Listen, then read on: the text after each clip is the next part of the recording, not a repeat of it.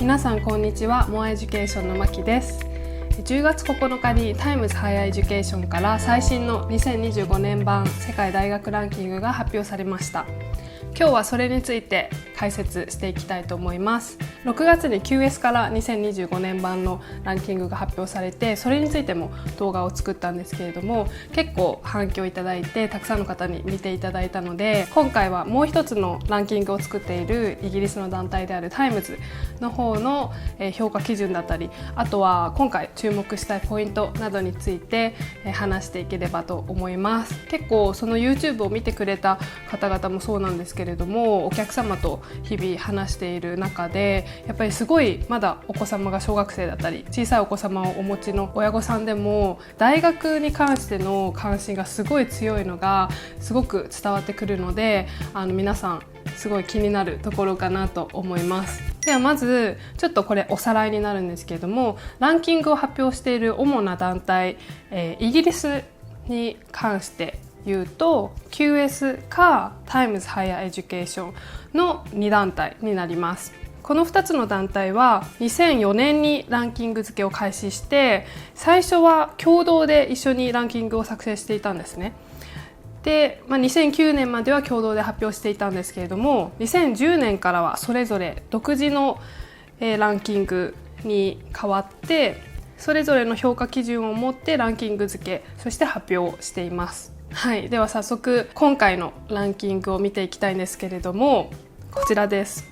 今回タイムズのランキングには2092の教育機関が参加しました。QS は1500ほどなので、ちょっとタイムズの方が多いです。で、1位は University of Oxford。これはもう9年連続で1位を獲得しているんです。で、2位が MIT。MIT は QS の方では、もう13年連続で1位なので、この2大王者が1位、2位っていう並びになっていて、でそれに続いてハーバード、プリンストンで、ケインブリッジに関しては QS も、今年5位で、スタンフォードも QS でも今年6位になっていて、で、カルテック、UC バークリーで、インペリオが今年 QS では2位になったんですけれども、タイムズの方では9位です。で、10位がイェール、そして、その先も続きます。で、気になる東京大学のランキングが28位という結果になっています。で、QS とこのタイムズの比較をここに載せているんですけれども、まず、トップ20の顔ぶれは正直そこまで変わらないです。タイムズの方がアメリカの大学が圧倒的に多くランクインしてます。そしてトップ10だけ見ても QS の方ではアメリカとイギリスそれぞれ4校ずつだったんですけど、タイムズの方ではイギリスが3校、そして残りが全部アメリカになってます。トップ11から20もアメリカがほとんどで、どちらのランキングでも中国のトップ2大学が20位以内にランクインしてますよね。ちょっと後ほど、こちらに関しても解説するんですけれども、結構今回タイムズに関してはすごく国際的な英語圏以外の大学もすごく快進撃を見せたような結果になっています。はい、では今回のポイントです。ポイントは5つあります。1つ目がオックスフォードが、例年通り1位を獲得して今年9回目の1位を獲得しています。で、先ほども言ったように QS のランキングでは MIT が13年連続で1位を獲得しています。そして2つ目、 MIT が今回ずっと5位だったんですけれども、2024年度、去年のランキングでは3位に上がって、で今年はついに2位に上がりました。なので MIT がアメリカの大学では最高位ということになります。そして3つ目のポイント、中国のトップ2大学が今年も評価を上げて、毎年ランキングを上げています。これは後ほどまた詳しくちょっと評価についても解説していきます。そして4つ目、オーストラリアに関してはトップ5の大学は順位を下げてしまったような結果になっています。そして5つ目のポイントとして、トップ200の中に新しい国が追加されて、より国際的なランキングになっています。これを踏まえて今日のテーマはこの通りになります。でまずイギリスの大学について、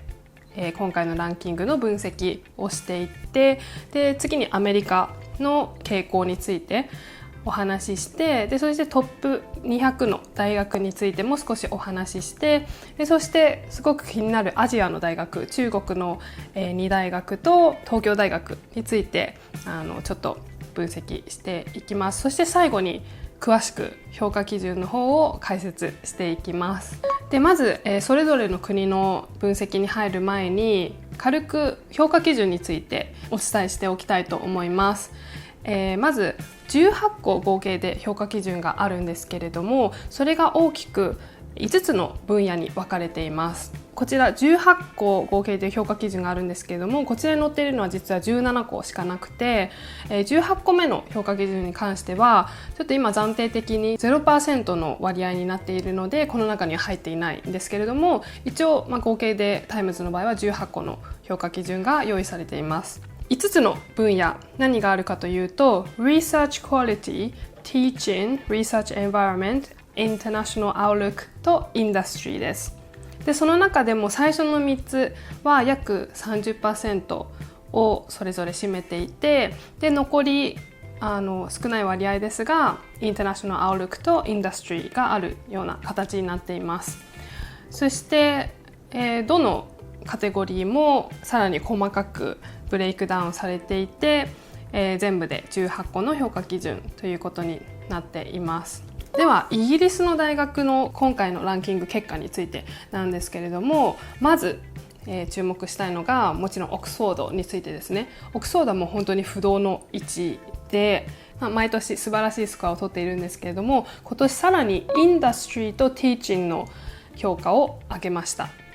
そしてもう一つの特徴がトップ5の他の大学に比べるとインターナショナルアウトルックの評価が高いです。特にその中でも、インターナショナルスチューデンツ、留学生の割合と、あとはインターナショナルコーオーサーシップといって、国際的に論文を共同執筆した数が多かったのがこの高評価につながっています。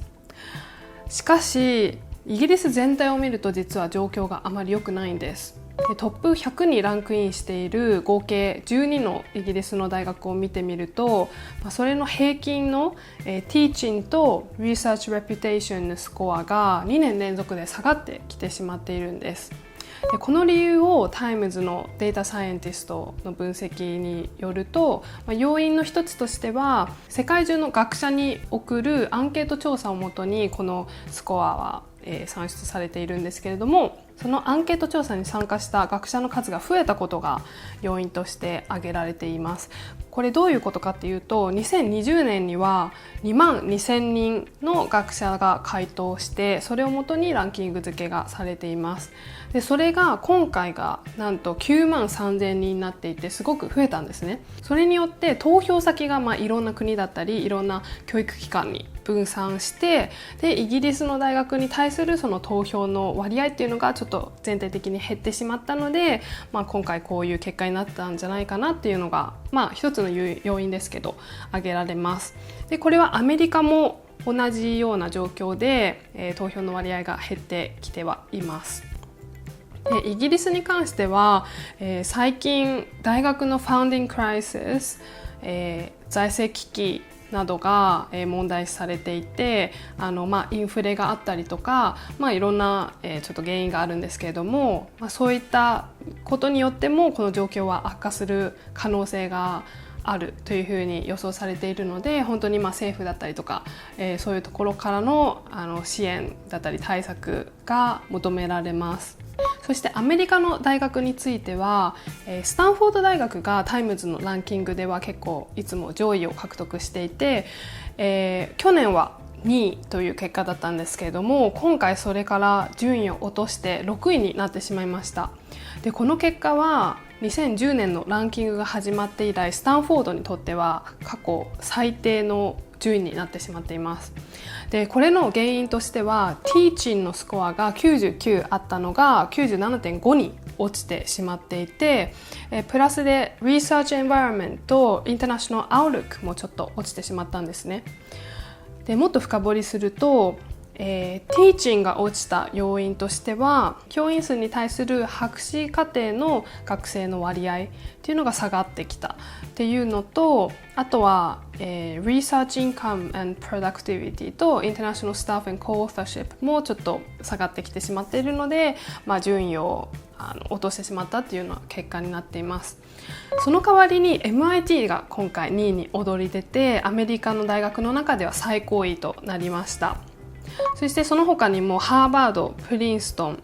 あと UC バークリーが順位を上げていて、その中でも特に MIT とプリンストンに関しては2016年からステディに評価を上げているので今後も注目です。そしてトップ100の大学はアメリカは36大学だったんですけれども今年は38大学に増えて、ただその代わり1個下のティア101から200位の大学の数は過去最低の17大学のみとなってしまっています。次これも注目ポイントで、トップ200の大学に関しては過去4年間27カ国の大学がランクインしていたところ今年30カ国に増えました。で新しい国の一つには UAE が入っていて、その中の大学名でいうとアブダビ大学なんですけれども、それが去年200位後半だったのがもうぐっと上がって191位に上がりました。でそれを推した要因としては Teaching Environment、Research Environment と Research Quality の分野で評価が上がったのが理由です。そして全ての国の中で唯一トップ200の大学が増えたのが実は中国と日本なんです。で中国は6大学、日本は3大学増えて合計で中国は13大学、日本は5大学がトップ200にランクインしました。アジアの大学もどんどん強くなってきているのでこれも今後が注目です。では次ちょっと中国の大学の成長について見ていきたいと思うんですけれども、中国の2大大学といえば東大京大のような感じで清華大学か北京大学と言われています。でこちら清華大学と北京大学のスコアの推移を並べてみたものなんですけど、どちらも本当に右肩上がりで毎年評価が上がっています。で順位もそれに伴って毎年上がっていて、2016年10年前はどちらも40位台だったのが今年はどちらももうトップ10に迫るような勢いで評価を上げています。ただやっぱりどちらの大学にも共通して言えるのがインターナショナルアウトルックのところがちょっとやっぱり弱いですね。やっぱり人口として英語で教育を受けている人が一番多いので英語圏の大学がここのスコアが上がりやすいんですけれども、アジアの中でもこういったこの中国の大学だったりは、英語での論文の執筆だったりとか、あとは英語に限らず国際間の研究をどんどん推し進めていると思うので、今後は上がっていくんじゃないかなと予想してます。で北京大学の方は 70.1 というスコアなので、結構清華大学と比べてもここは高いですよね。で私も北京大学行ったことあるんですけど、外国人結構見かけるので、東京大学にちょっと似た感じだと思うんですけど、キャンパスの中に結構、留学生を見かけたり、あとは、その北京大学のその現地の中国人の学生でも結構英語はもうペラペラだったり、少なくとも読み書きはすごくやっぱり優秀な生徒でできるので、そういったところで今後もここのスコアは伸びると思ってます。はい、で次は東京大学の評価の推移ですね。2024年、去年のランキングからぐっとスコアが上がって順位も一気に30位台だったのが20位台についに上がりました。でこれは何でだろうって見た時にこの Research Quality のスコアがぐっと上がったのが要因だと思われます。で他の Teaching、Research Environment、Industry、International Outlook に関しては、毎年ちょっとずつですが右肩上がりだったんですけど、この Research Quality はちょっと右肩下がりでちょっと下降気味に毎年なってたのが2024年を境にぐっと上がってまた持ち直したので、これのおかげで順位も上がってきたのかなと思います。ではこの18個の評価基準について詳しく解説していきたいと思います。で、先ほども解説した通り5つの分野に分かれてます。でその中でもさらに細分化されていて、でこの18個目の評価基準は今 0% なのでこの中には入っていなくて、今見えているのは全部で17個になっているんですけど、ではまず Research Quality について見ていきます。でこの指標は大学がどれだけ新しい知識やアイデアを世界に広めたかを見るために設定されています。でこの中で Citation Impact という指標が大学が発表した論文の世界での平均引用数が算出されます。でこれは過去5年間で発表された、約1億5700万の論文だったり学会での発表、あとは本などのそういった出版に対して、1800万の引用があったというデータがあるので、それをもとに算出されています。でやっぱり研究分野ごとに若干引用されやすい分野があったり、ちょっとあんまり引用数がない分野っていうのは分かれてくるので、そこでアンフェアにならないようにデータはその研究分野ごとにノーマライズされて正規化されているので、研究ボリュームが大きい分野をたくさん持っている大学だけが有利にならないように考慮されています。そして論文の重要性も考慮されていて、論文の中にもすごくインパクトを与えるような、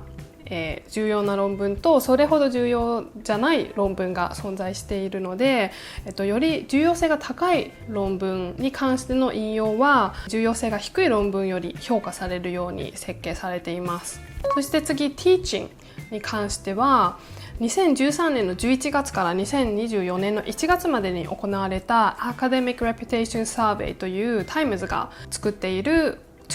アンケート調査の結果から算出されています。でこの調査対象は学問と国に偏りがないように考慮されていて、でさっきもちょっとメンションしたんですけど、合計で9万3000もの回答が、全世界の学者から得られています。次の世代のアカデミアを育てるという意味で、大学院生の比率も指標に含まれています。でこれは Doctorate Students、 Doctorate っていうのが、博士課程の学生のことになるんですけれども、この割合が大きいとやっぱり教育として最高レベルであるので、博士課程はその割合が大きいとそれだけ教育が魅力的であるということなので、この、Teaching の指標の中に含まれています。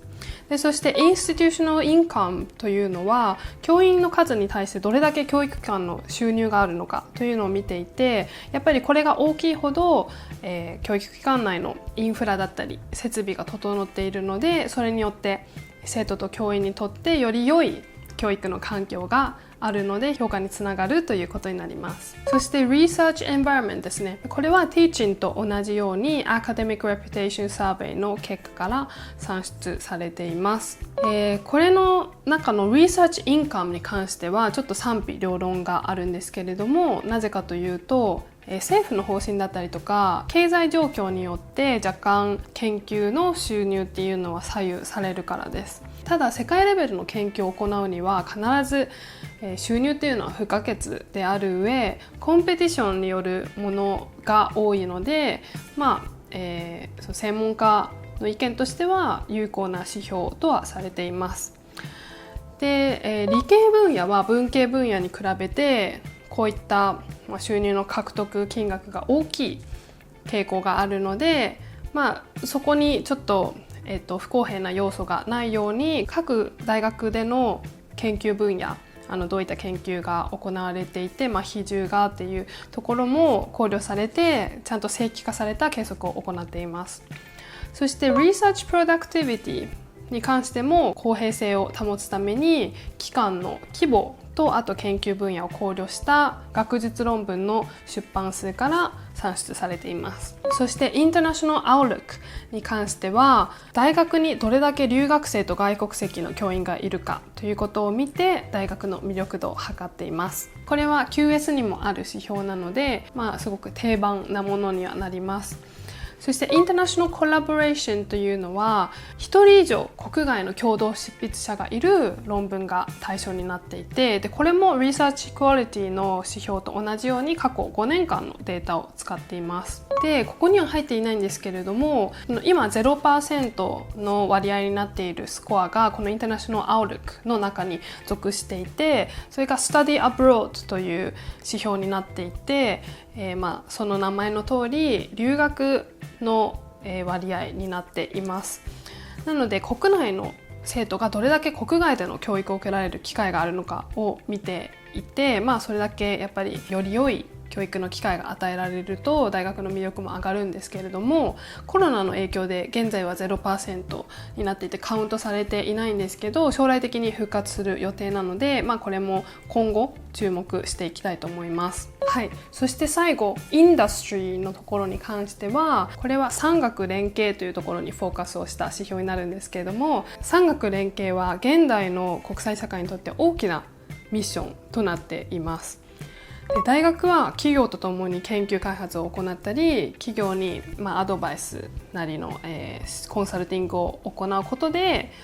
社会全体がより良くなることを目指しています。で、インダストリーインカムというのはこれらのプロジェクトによって大学が得た収入を表していて、教員数に対して計算がされています。そして Patents っていうのが、これは2023年版から導入された新しい指標になるんですけれども、大学の研究によって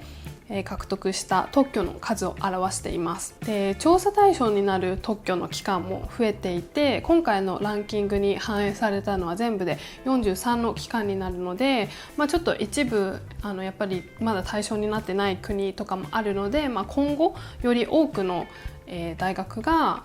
その地元の特許などを取っていったら、このランキングに反映されるようにはなると思います。これも大学が持っている研究分野による不公平性をなくすために研究分野ごとにちゃんと考慮されて計算がされています。いかがだったでしょうか。毎年 QS もタイムズもランキングを発表しているんですけど、今年この大学この順位かとか、自分の大学こういう順位か、この行きたい大学こういう順位かっていう風にただパッて見て終わりじゃなくて、ちゃんとその大学がどういうところで評価されているのか、どういうところで秀でていて、どこに強みを持っているのか、ちゃんと細かいところまで自分で調べて大学選びができるのが理想だと思います。なのでちょっとマニアックに評価基準のところ解説しています。今回はこの大学ごとのランキングだけを紹介したんですけれども、科目ごと、研究分野ごとのランキングもあったり、QS の方でも Best Student City っていうのも前の動画でちょっとご紹介したんですけど、そういったいろんな視点でのランキングっていうのも発表されているので、ただの大学のネームバリューだけで選ぶっていうのはしない方がいいと思います。タイムズの公式のウェブサイトを見ると、細かい